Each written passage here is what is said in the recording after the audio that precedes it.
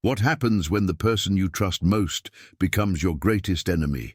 In the suffocating heat of 1850s Georgia cotton fields, one man's smile hides the darkest of secrets. Don't forget to subscribe to our channel for more incredible true stories that will leave you speechless. The sun blazed mercilessly over Whitmore Plantation in rural Georgia, 1853. The cotton fields stretched endlessly under the oppressive heat, white bowls glistening like false promises of relief. Among the rows of enslaved workers bent low under their burden, one figure stood apart, not because of his position, but because of his demeanor. Samuel "Sam" Washington moved through the fields with an easy stride, his weathered hands occasionally helping to steady a stumbling worker or offering a quiet word of encouragement. At 35, he had earned the position of driver, a role that placed him between the enslaved community and the white overseers. But unlike other drivers who ruled with iron fists, Sam seemed different. The plantation itself was a sprawling testament to the wealth built on human suffering. Master Whitmore's grand house sat atop a gentle hill, its white columns gleaming in the morning sun. Below it, the slave quarters formed a small village of weathered wooden structures, each housing multiple families in spaces barely fit for animals. Sam had been on this plantation for 15 years, arriving as a young man of 20 from a smaller farm in South Carolina. His intelligence and apparent loyalty had quickly caught the attention of the overseers, who recognized his potential as a bridge between the white management and the enslaved workforce. "Easy there, Moses," Sam said softly, placing a gentle hand on the shoulder of an elderly man struggling with his cotton sack. "Take your time. Ain't no rush that's worth your health." Moses looked up gratefully, sweat streaming down his weathered face. The old man had been on the plantation longer than anyone. Nearly 30 years of back-breaking labor had bent his spine and gnarled his hands, but his spirit remained unbroken. "Thank you, Sam. Don't know what we'd do without you looking out for us." Sam's smile was warm, his eyes crinkling at the corners. "We all in this together, old man. That's how we survive."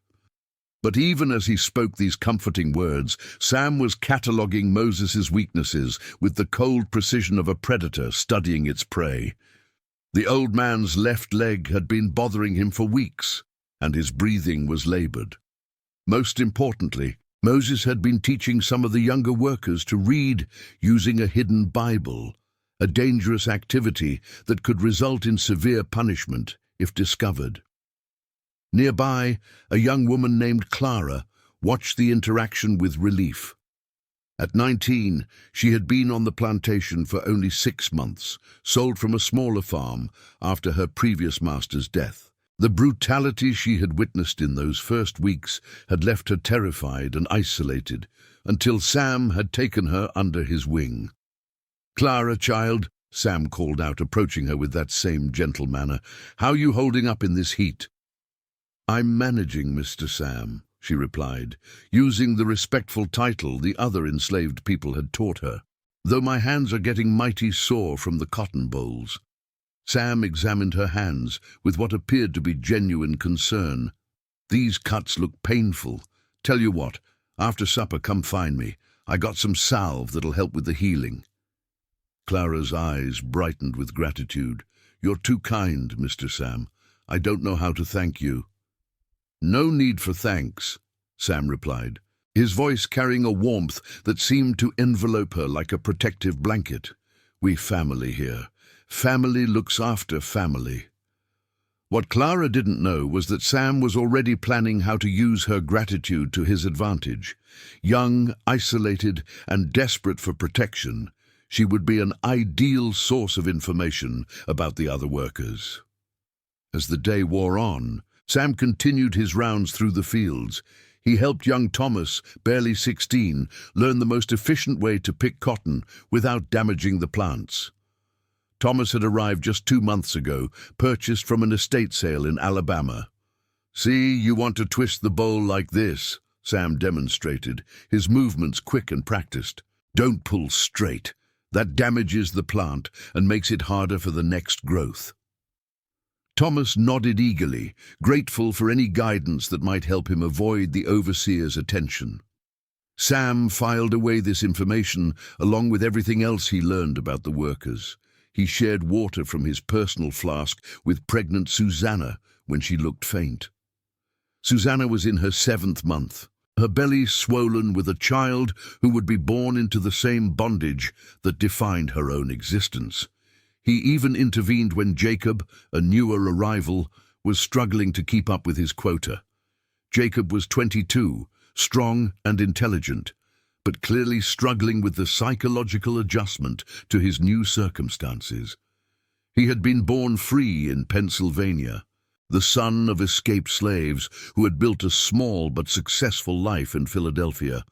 "Jacob, son," Sam called out, noticing the young man's agitation. "You look like you got something heavy on your mind." Jacob looked up, his eyes filled with a mixture of anger and despair, just trying to understand how this is my life now.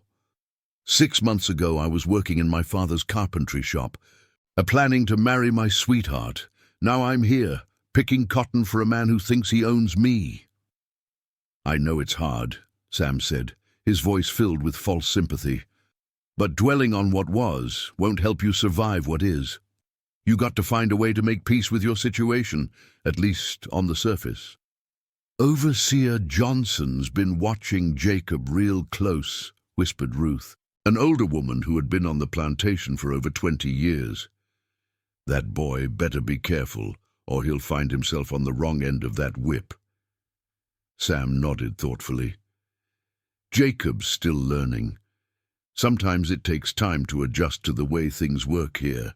I'll keep an eye on him." What none of them noticed was the way Sam's eyes lingered on each interaction, cataloguing every weakness, every fear, every whispered confidence. Behind his kind smile, his mind worked like a ledger, recording debts that would soon come due. As the sun began to set, painting the sky in shades of orange and red, the workers made their way back to the slave quarters.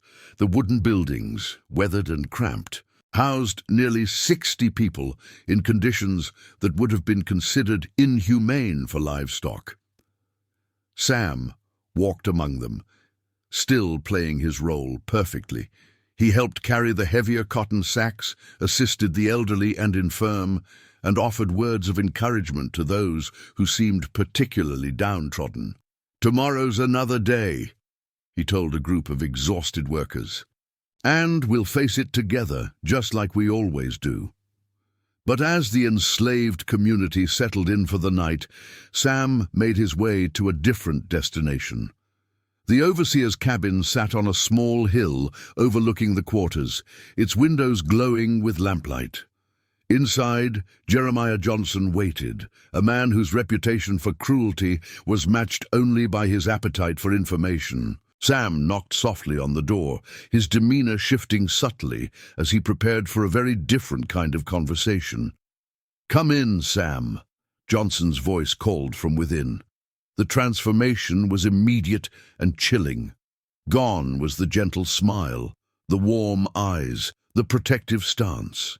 In their place was something cold and calculating, a predator reporting to his master. "Evening, Mr. Johnson," Sam said, his voice now carrying a different tone entirely. "Got some things you might want to know about."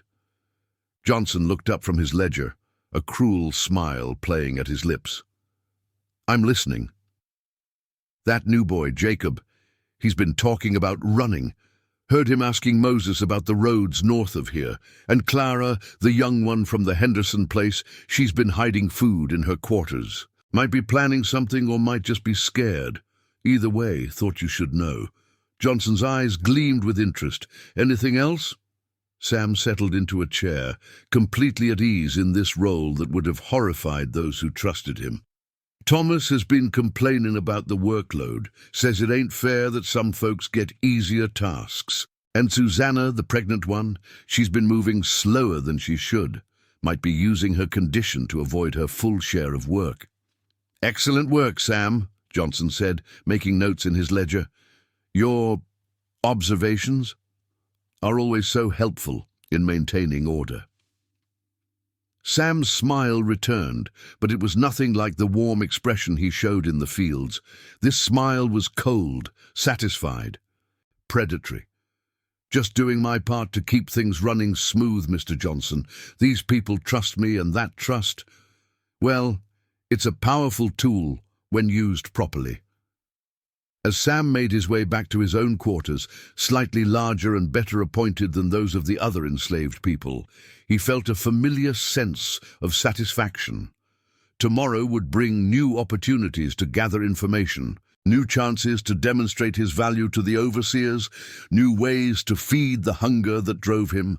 He had perfected his performance over the years, becoming exactly what the enslaved community needed him to be: a protector, a confidant, a source of hope in their hopeless world, and that made his betrayals all the more devastating.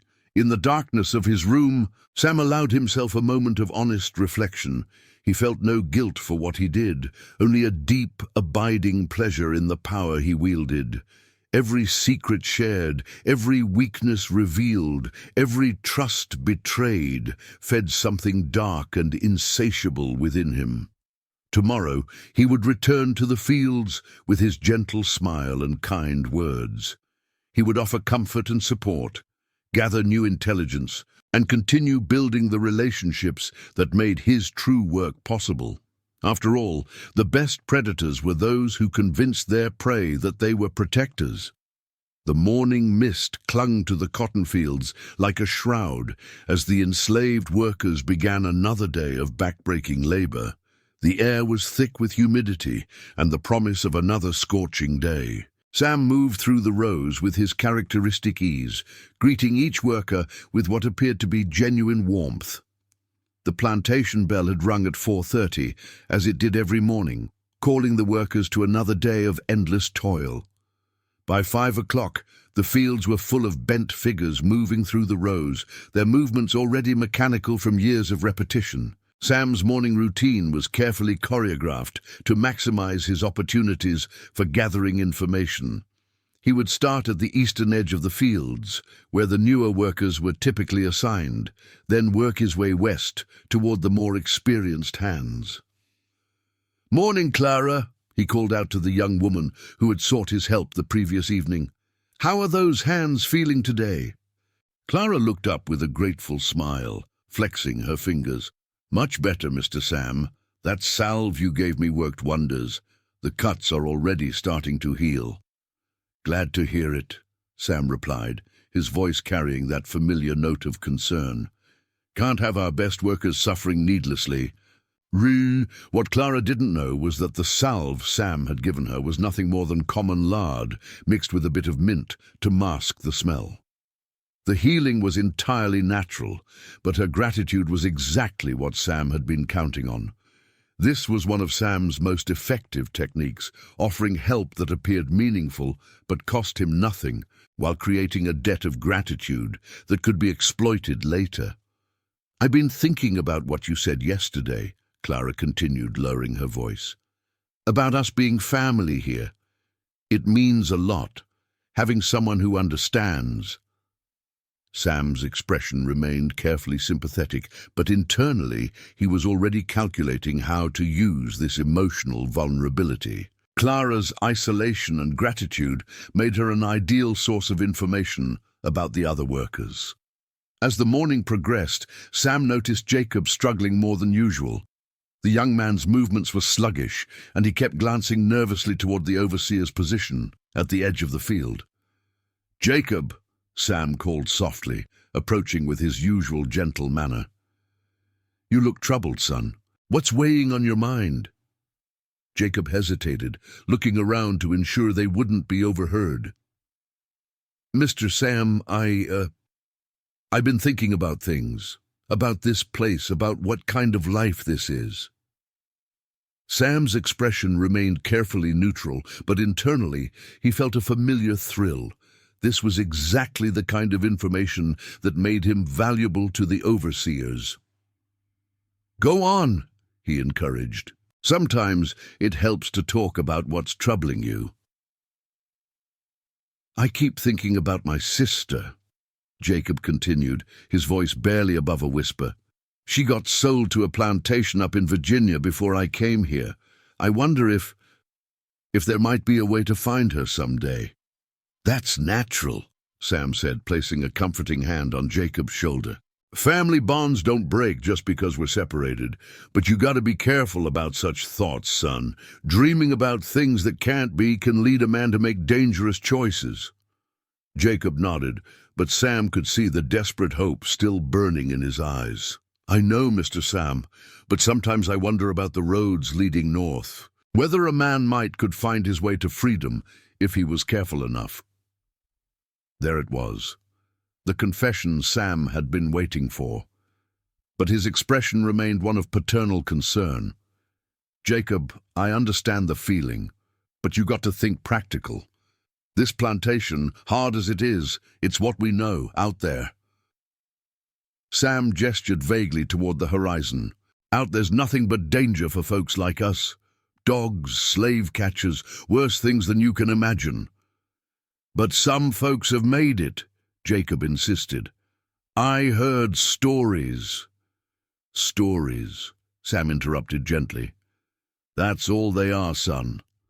For every story of someone making it to freedom, there's 10 more about folks who tried and ended up dead in the woods, or worse, are brought back to face punishment that makes our daily hardships look like Sunday dinner."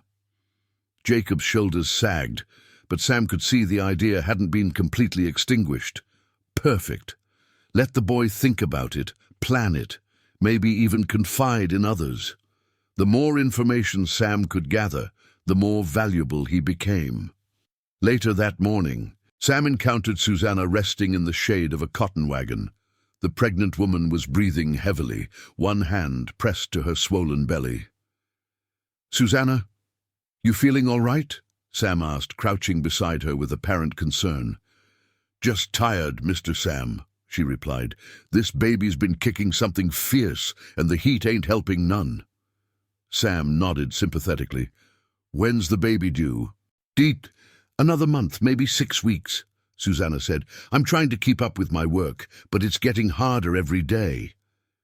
"You shouldn't push yourself too hard," Sam said. "A woman in your condition needs to be careful." Susanna looked at him gratefully. "You're the only one who seems to understand, Mr. Sam. Overseer Johnson, he just sees another worker who ain't pulling her weight." "Don't you worry about Johnson," Sam said, his voice taking on a protective tone. "I'll make sure he understands your situation. You just focus on staying healthy for that baby."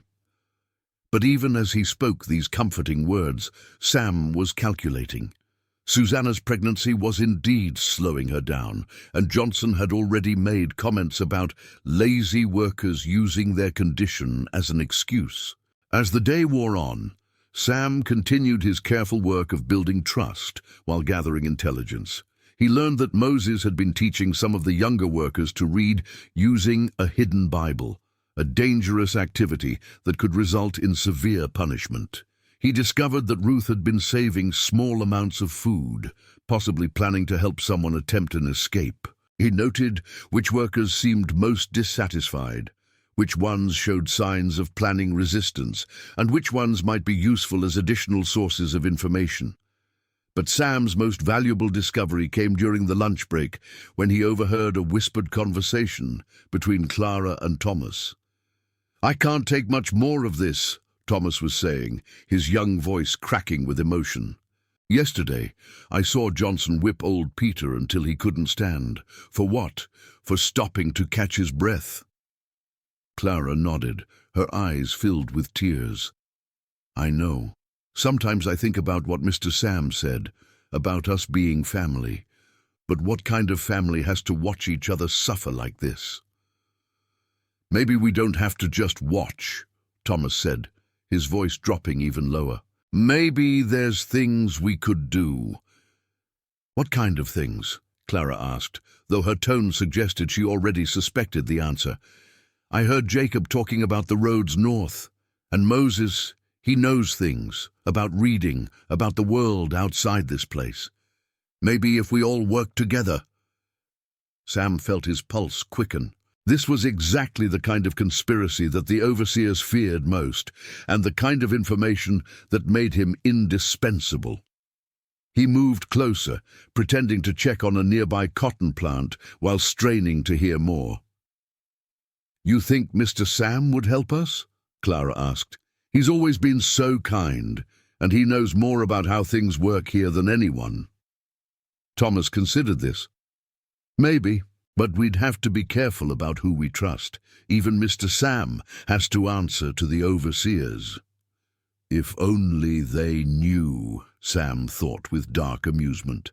"If only they knew that their trusted protector was the very person who would ensure their plans never came to fruition." As the lunch break ended and the workers returned to their tasks, Sam filed away every detail of the conversation. The names, the plans, the timeline, all of it would be included in his next report to Johnson. That evening, as the workers returned to their quarters, Sam made his usual rounds. He checked on the sick, offered words of comfort to the discouraged, and maintained the facade that had served him so well. "Jacob," he called out, approaching the young man with his characteristic warmth. "How you feeling after today? You seemed a bit troubled this morning." Jacob looked around nervously before responding. "Just thinking about things, Mr. Sam. About life, about what the future might hold." "That's natural for a young man," Sam replied. "Sometimes thinking about the future can give us hope, even in difficult circumstances." "You ever think about what life might be like somewhere else?" Jacob asked, his voice barely audible. Sam's expression grew thoughtful. "I think every man dreams of better circumstances. The question is whether those dreams can become reality, or whether they're just ways of making the present more bearable." When he finally made his way to Johnson's cabin, he carried with him a treasure trove of information that would shape the overseer's actions for days to come. "You've outdone yourself tonight, Sam," Johnson said after hearing the report. "A potential escape plot, illegal reading lessons, food hoarding, and workers discussing resistance. This is exactly the kind of intelligence that keeps this plantation running smoothly." Sam allowed himself a small smile of satisfaction. "Just doing my job, Mr. Johnson. These people see me as one of them, so they don't guard their words around me. Makes it easy to know what they're really thinking." "And what about this escape plot? How serious do you think they are?" "Still in the talking stage," Sam replied, "but Jacob's definitely the ringleader. He's been asking questions about the roads, and now he's got Thomas and Clara thinking about joining him. Give it another week or two, and they'll probably try to bring in Moses and maybe Ruth." Johnson made detailed notes. "We'll let them plan a bit more, gather more evidence, then we'll make an example that the others won't forget." As Sam walked back to his quarters, he felt the familiar rush of power that came with his secret role. Tomorrow, he would return to the fields as the kind, protective driver. He would offer comfort to the very people he was betraying, gather more of their secrets, and continue building the trust that made his betrayals possible. The enslaved workers saw him as their protector, their advocate, their hope for a better tomorrow. They had no idea that their greatest enemy wore the face of their most trusted friend. In the darkness of his room, Sam allowed himself a moment of honest satisfaction. Every secret shared, every plan revealed, every trust betrayed fed the hunger that drove him, and tomorrow would bring new opportunities to perfect his deadly craft. 3 weeks had passed since Sam first learned of the escape plot, and the conspiracy had grown exactly as he had predicted. What started as desperate whispers between Jacob, Thomas, and Clara had expanded to include Moses, Ruth, and 2 other workers, Daniel and Mary. They met in secret after the evening meal, hidden in the shadows behind the old tobacco barn that hadn't been used in years. The tobacco barn was a relic from the plantation's earlier days, when Master Whitmore's father had experimented with different crops before settling on cotton.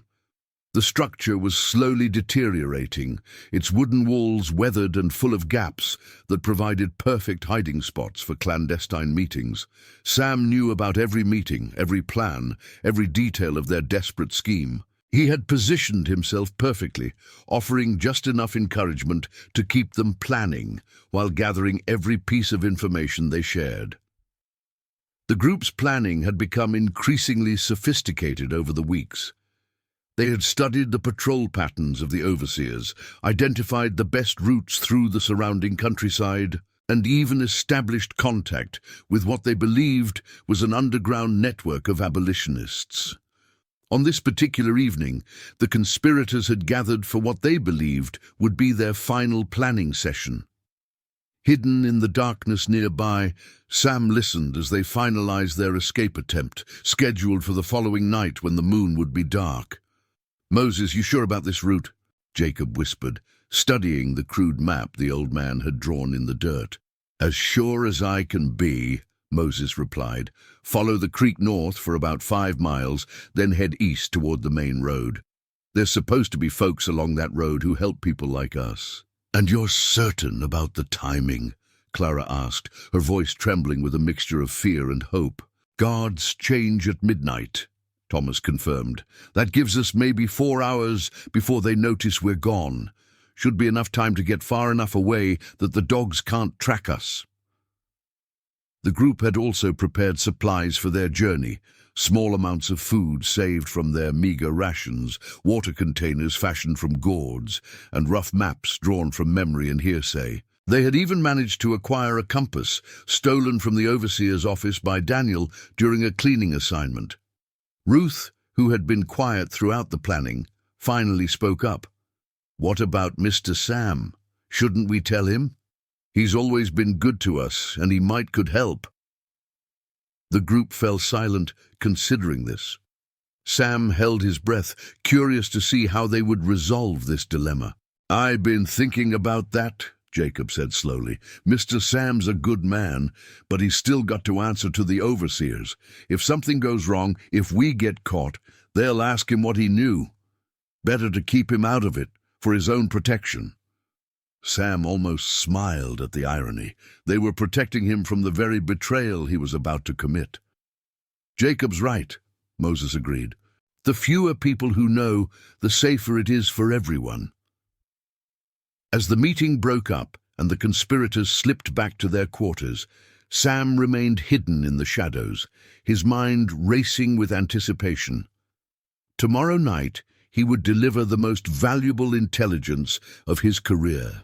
The next day dawned grey and humid, with heavy clouds promising an afternoon thunderstorm. Sam moved through the fields with his usual demeanor, but those who knew him well might have noticed a subtle change, an extra brightness in his eyes, a barely contained energy in his movements.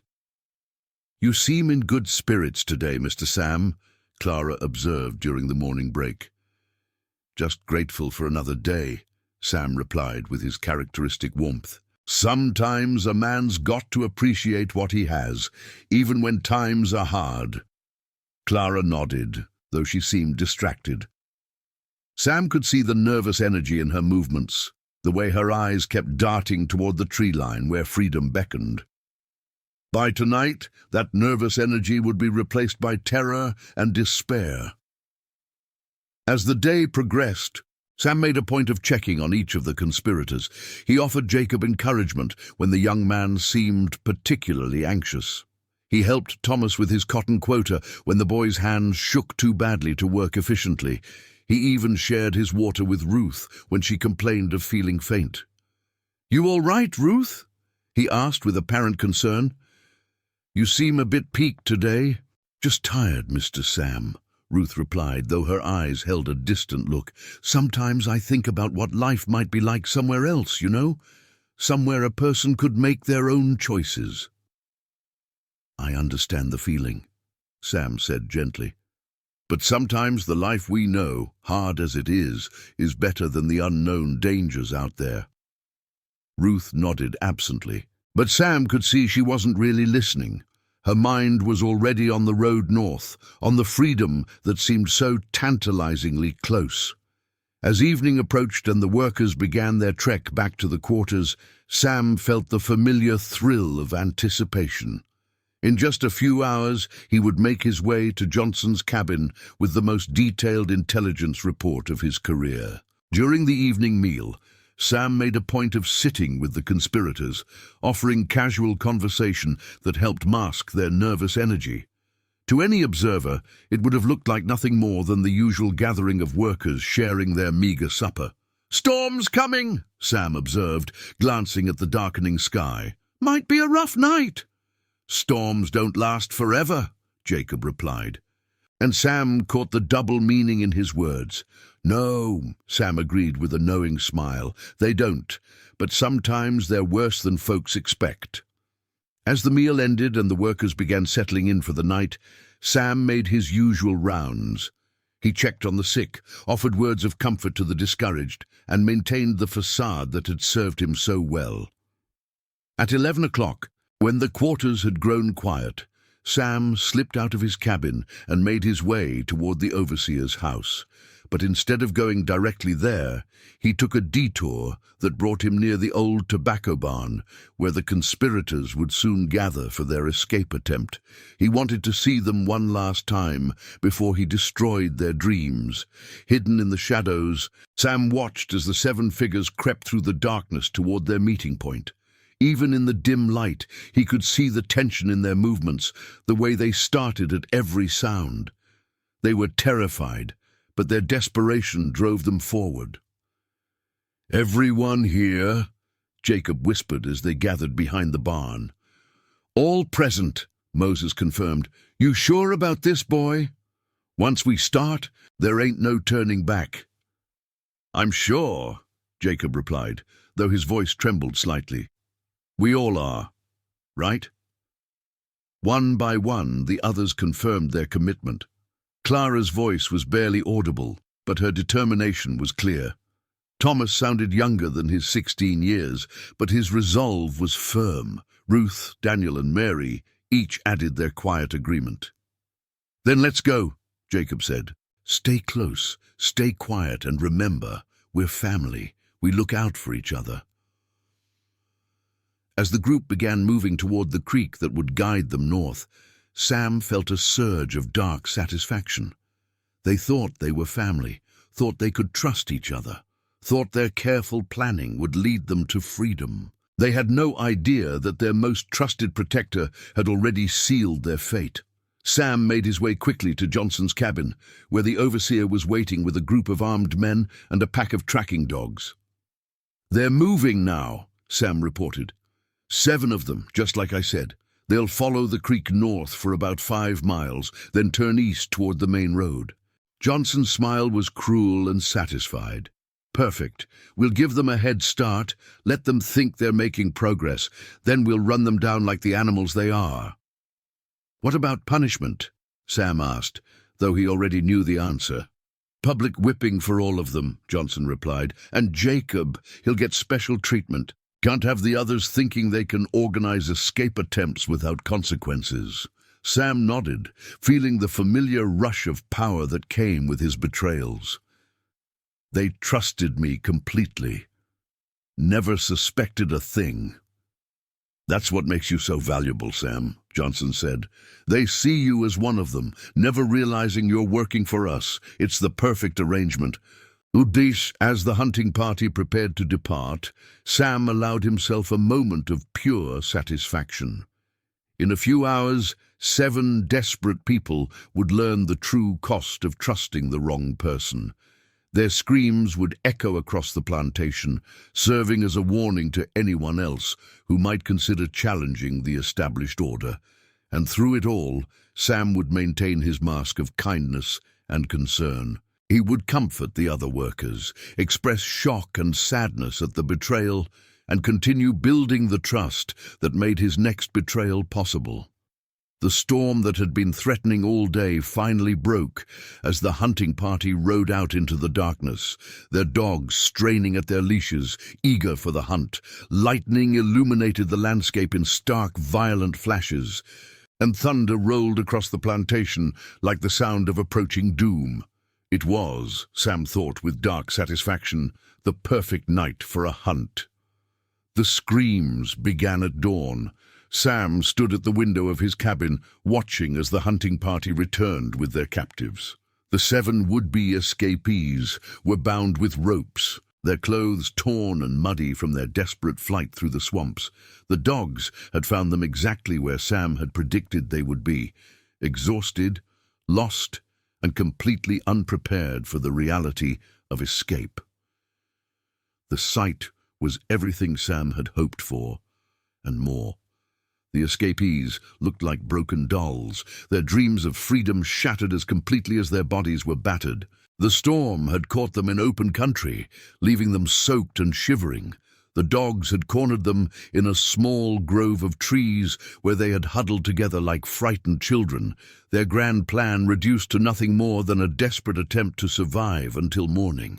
Jacob's face was bloodied from his capture, but his eyes still burned with defiance. Even in defeat, the young man refused to be completely broken, a fact that Sam knew would make his eventual destruction even more satisfying. Clara wept silently, her dreams of freedom shattered like glass, her body shaking with sobs that seemed to come from the depths of her soul. Moses walked with the dignity of a man who had expected this outcome but had chosen hope anyway. His age and experience had taught him that escape attempts rarely succeeded, but he had joined the conspiracy because he believed that some things were worth any risk. Now, as he faced the consequences of that belief, he maintained the quiet strength that had made him a natural leader among the enslaved workers. The others, Thomas, Ruth, Daniel, and Mary, moved like sleepwalkers, their spirits already broken by the knowledge of what was to come. Thomas looked even younger than his 16 years, his face streaked with tears and mud. Ruth moved with the careful steps of someone whose body had been pushed beyond its limits. Daniel and Mary clung to each other, their late addition to the conspiracy now seeming like the worst decision of their lives. As the procession made its way toward the punishment ground, a cleared area near the slave quarters where all disciplinary actions were carried out, Sam prepared for his next performance. He would need to express shock, horror, and sympathy. He would need to comfort the other workers while secretly savoring every moment of the suffering he had orchestrated. The punishment ground was a deliberate creation, designed to maximize the psychological impact of public discipline. It was positioned where every enslaved person could see it from their quarters, a constant reminder of the consequences of resistance. The whipping post stood in the center like a monument to suffering, its wood stained dark with the blood of previous victims. The plantation bell rang out across the fields, its harsh clang summoning every enslaved person to witness what happened to those who dared to dream of freedom. This was how the system maintained itself, through terror, through public displays of consequence, through the complete destruction of hope. The sound of the bell was like a death knell, calling the enslaved community to witness the destruction of 7 of their own. Workers emerged from their quarters with expressions of dread, knowing that they were about to see something that would haunt their dreams for years to come. Children were forced to watch alongside adults, part of the deliberate strategy to instill fear from the earliest age. Sam emerged from his cabin with carefully crafted expressions of concern and confusion. His performance began the moment he stepped outside, every gesture and expression calculated to maintain his cover while positioning himself to observe the maximum amount of suffering. "What's all this commotion?" he asked one of the other workers, though he knew exactly what was happening. "They caught some folks trying to run," came the whispered reply. "Jacob and his group, they're going to make an example of them." Sam's face contorted into what appeared to be genuine shock and dismay. "Jacob? But he's just a boy. What could have driven him to such desperation?" The performance was flawless, his expression of surprise and concern so convincing that even he almost believed it. This was the culmination of months of careful preparation, the moment when his acting skills would be put to their ultimate test. As the enslaved community gathered around the punishment ground, Sam positioned himself where he could see everything while maintaining his facade of reluctant witness. The crowd was silent, their faces reflecting a mixture of fear, sympathy, and resignation. They had all witnessed public punishments before, but the capture of 7 escapees at once was unprecedented. Overseer Johnson stood before the assembled crowd, his face hard with satisfaction. He was dressed in his finest clothes, as if the punishment were a formal ceremony rather than an act of brutality. His horse stamped impatiently behind him, and the hunting dogs lay panting at his feet, still excited from their successful chase. "Let this be a lesson to all of you," Johnson announced, his voice carrying clearly across the silent gathering. "This is what happens to those who forget their place, who think they can steal themselves away from their rightful owners." The words were carefully chosen to reinforce the legal and moral framework that justified slavery. The escapees were not seeking freedom, they were stealing property.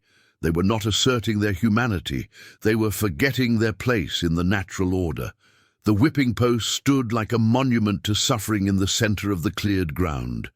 It was an old oak tree that had been cut down and stripped of its bark, leaving a smooth surface that was easier to clean after each use. Iron rings had been driven into the wood at various heights, allowing victims to be secured in different positions, depending on the nature of their punishment. One by one, the captured escapees were brought forward.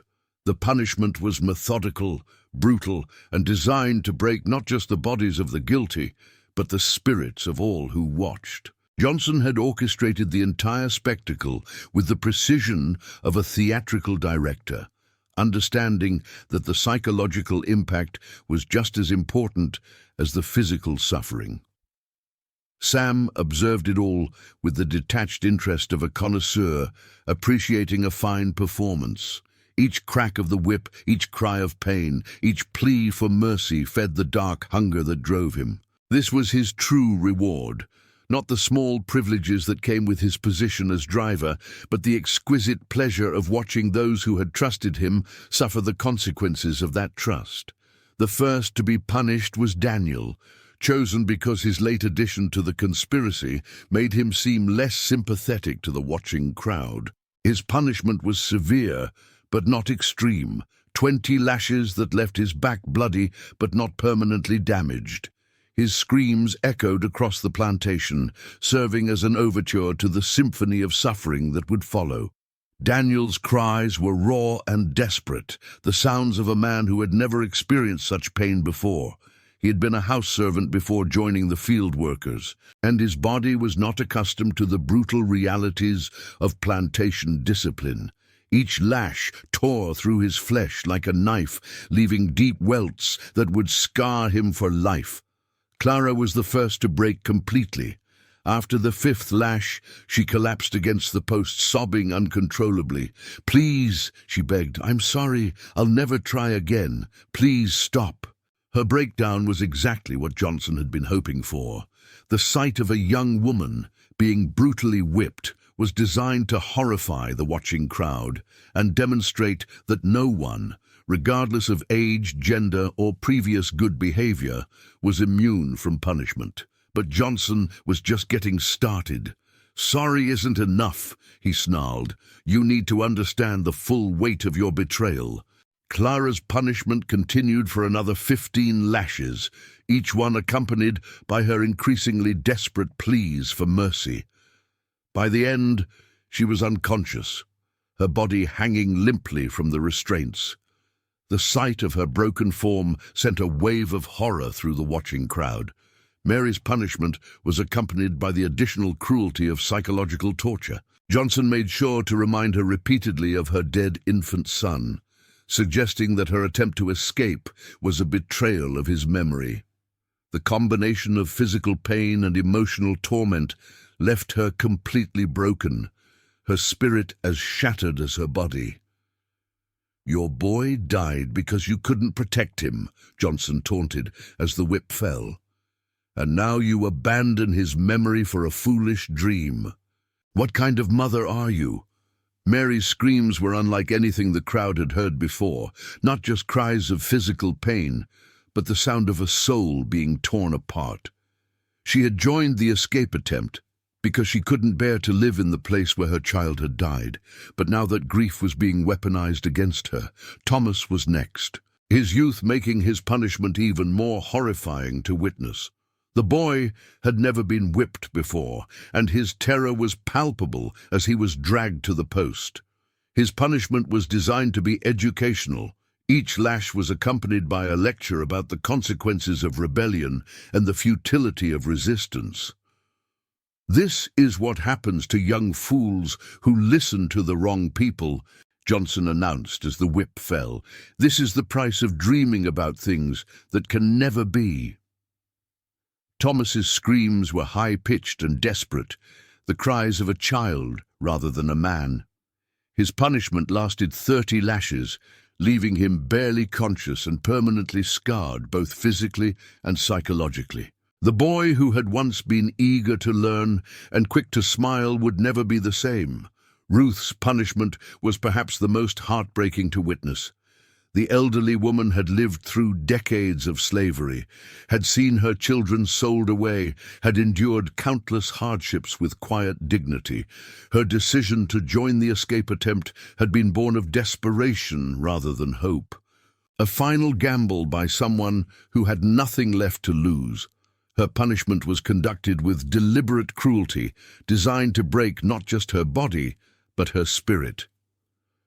Johnson knew that Ruth was respected among the enslaved community, and her complete destruction would send a powerful message about the futility of resistance.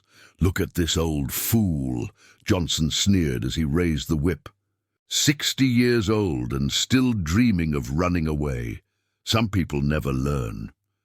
Ruth endured her punishment with the same quiet dignity she had shown throughout her life, refusing to give Johnson the satisfaction of hearing her beg. But Sam could see the light fading from her eyes with each lash, the final extinguishing of a spirit that had endured more than any human should have to bear. When it was Jacob's turn, the young man was barely conscious from watching the others suffer. But Johnson had saved the worst for last. "This one," he announced, "was the ringleader. He convinced the others to throw their lives away on an impossible dream. He deserves special consideration." The beating that followed was savage beyond description. Jacob's back was open to the bone, his blood mixing with the red clay of the punishment ground. But even as his body was destroyed, his spirit remained unbroken. The young man's refusal to be completely defeated was both inspiring and tragic. "I regret nothing," he gasped between lashes. "Freedom is worth any price." Jacob's defiance only enraged Johnson further. "We'll see about that," he snarled. Raising the whip again, the punishment continued until Jacob finally lost consciousness, his body hanging limply from the post like a broken doll. Even then, Johnson ordered several more lashes, ensuring that the young man would carry the scars of his rebellion for the rest of his life.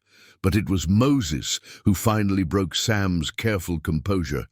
As the old man was dragged to the post, he looked directly at Sam with eyes that seemed to see straight through his mask.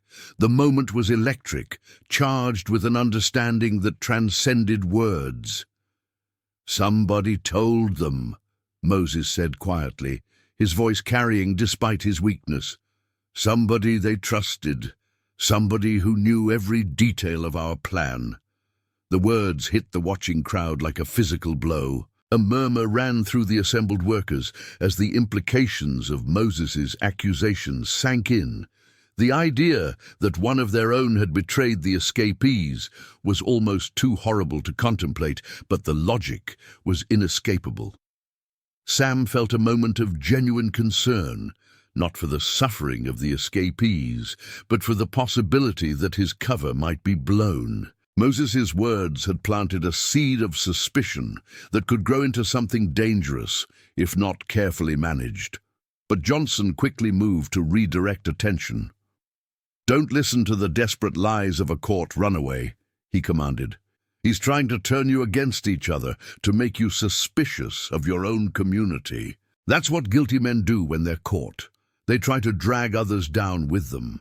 Johnson's response was perfectly calculated to deflect suspicion while reinforcing the atmosphere of fear and mistrust that kept the enslaved community divided.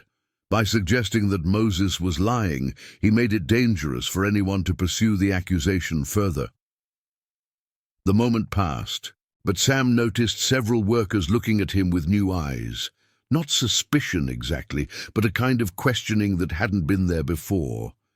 He would need to be more careful, more subtle in his future operations. Moses's punishment was conducted with particular brutality, designed to silence his accusations permanently. The old man endured 50 lashes before finally succumbing to unconsciousness, his body broken, but his dignity somehow intact. As the punishment finally ended, and the broken bodies of the escapees were dragged away to recover or die, as fate determined, Sam moved among the traumatized witnesses with his usual expressions of comfort and support. His performance now was crucial. He needed to re-establish his credibility while deflecting any lingering suspicions. "Terrible thing," he murmured to one group of workers. "Just terrible. Those poor souls must have been driven to desperation to attempt something so dangerous." His voice carried exactly the right mixture of sadness and shock, as if he were as horrified by the events as anyone else. The performance was so convincing that several workers actually sought comfort from him, seeing him as a source of stability in the aftermath of the trauma. "But how did the overseers know?" asked one of the younger workers. "How did they know exactly where to find them?" The question was dangerous, echoing Moses's earlier accusation. Sam needed to address it carefully, providing an explanation that would satisfy curiosity while deflecting suspicion from himself. Sam's expression grew thoughtful and sad. "Sometimes folks get careless," he said. "Maybe they talk too freely. Or maybe someone overheard something they shouldn't have. In times like these, we all got to be more careful about who we trust." The irony of his words was not lost on him. Here he was, the very person who had betrayed them all, warning others about the dangers of misplaced trust. But the advice was perfectly crafted to increase paranoia and suspicion among the enslaved community, making future conspiracies less likely. "Could have been anyone," Sam continued. "Someone working in the big house who overheard something, or maybe one of the field hands who got scared and decided to protect themselves by telling what they knew. We'll probably never know for sure." The explanation was plausible enough to satisfy most questioners, while vague enough to avoid creating specific suspicions. Sam had learned that the best lies were those that contained just enough truth to be believable. As the days passed and the plantation returned to its normal rhythm of brutality and despair, Sam continued his careful work. The failed escape attempt had actually strengthened his position in some ways. The other workers now saw him as someone who had been spared the fate of the conspirators, proof of his wisdom in avoiding dangerous schemes. The aftermath of the punishment created a new atmosphere on the plantation. The enslaved workers were more subdued, more careful in their conversations, more suspicious of each other. The bonds of trust that had held the community together were strained, perhaps permanently damaged, by the knowledge that someone among them was a betrayer. But he also noticed subtle changes in how some people interacted with him. Conversations became more guarded when he approached. Secrets were shared less freely. The community was learning, slowly and painfully, that trust was a luxury they could not afford. These changes presented both challenges and opportunities for Sam. On one hand, his access to information was somewhat reduced. On the other hand, the increased paranoia and suspicion made the enslaved workers more isolated and vulnerable, easier to manipulate and control. Sam adapted to these changes with the skill of a master manipulator. He became even more helpful, more supportive, more indispensable to the daily survival of the enslaved community. He positioned himself as the voice of reason, the steady presence who could be counted on in times of crisis. His strategy was to become so essential to the community's functioning that suspicion of him would seem impossible. He took on additional responsibilities, mediated disputes, and provided assistance to anyone who needed it. His helpfulness became legendary, making him seem like the last person who could be capable of betrayal. And all the while, he continued gathering intelligence, continued feeding information to the overseers, continued perfecting his deadly craft. The methods became more subtle, the manipulations more sophisticated, but the fundamental dynamic remained the same. 3 months after the failed escape attempt, Sam stood once again at his window, watching the sun rise over the cotton fields. The plantation had settled into a new equilibrium, one shaped by the terror of that dawn punishment. The workers were more compliant, more resigned, more broken. The physical scars of the punishment had healed, but the psychological wounds remained fresh. Jacob had survived his beating, but barely. He moved through the fields now like a ghost, his spirit as scarred as his back. The young man, who had once burned with defiance, was now a hollow shell, his dreams of freedom buried beneath layers of trauma and despair. Clara had retreated into herself, speaking only when spoken to, her dreams of freedom buried beneath layers of trauma. The vibrant young woman who had once sought comfort and guidance was now a shadow of her former self. Her trust in others completely destroyed. Moses had died 2 weeks after the punishment, his body finally succumbing to injuries and despair. His death had been slow and painful, a final act of cruelty that served as a reminder to the other workers of the consequences of resistance. His funeral had been a somber affair, attended by the entire enslaved community, but conducted under the watchful eyes of the overseers. Thomas had survived physically, but was permanently changed psychologically. The boy who had once been eager to learn and quick to smile was now withdrawn and fearful, starting at sudden sounds and avoiding eye contact with authority figures. His spirit had been crushed as thoroughly as his body had been broken. Ruth had also survived, but her spirit was completely broken. The elderly woman who had once been a source of wisdom and strength for the community was now a cautionary tale about the dangers of hope. She moved through her days like a sleepwalker, her eyes vacant and her movements mechanical. Daniel and Mary had recovered from their physical injuries, but remained emotionally shattered. Their late addition to the conspiracy had saved them from the worst of the punishment, but they lived with the constant knowledge that their moment of hope had led to disaster. They avoided each other now, unable to bear the reminder of their shared failure. But for Sam, life had never been better. His value to the overseers had been proven beyond doubt. His position in the enslaved community, while slightly more precarious, remained strong enough to continue his work, and the dark hunger that drove him was well fed by the suffering he had orchestrated.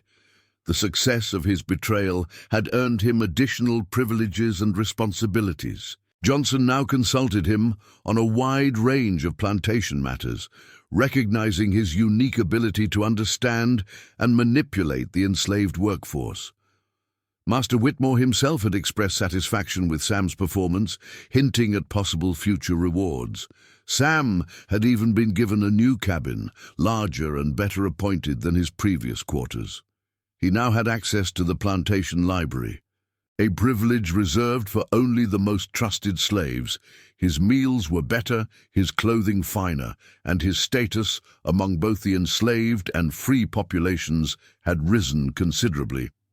As he prepared for another day in the fields, another day of playing the role of protector while serving as executioner, Sam allowed himself a moment of honest self-reflection.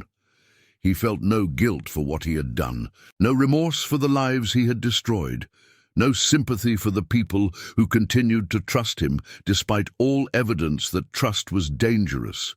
The suffering of others had become his primary source of pleasure, and he had developed an almost artistic appreciation for the various forms that suffering could take. He was exactly what he had always been, a predator who had found the perfect hunting ground.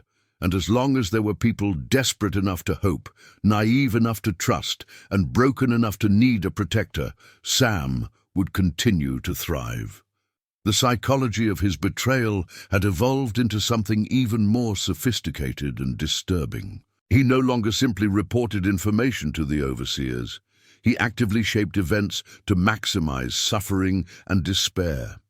He had become an artist of human misery, crafting elaborate scenarios that would lead to the most devastating possible outcomes. The cotton fields stretched endlessly before him, white with the promise of another harvest. But Sam knew that the most valuable crop on this plantation wasn't cotton. It was the trust of desperate people, carefully cultivated and ruthlessly harvested for the pleasure of those who fed on suffering.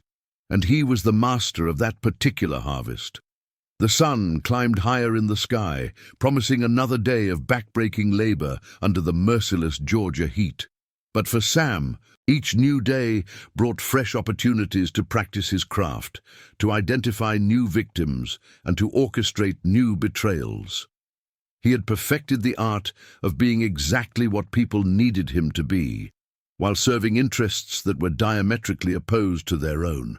It was a skill that required intelligence, patience, and a complete absence of human empathy, qualities that Sam possessed in abundance. As he walked toward the fields, Sam smiled with genuine satisfaction.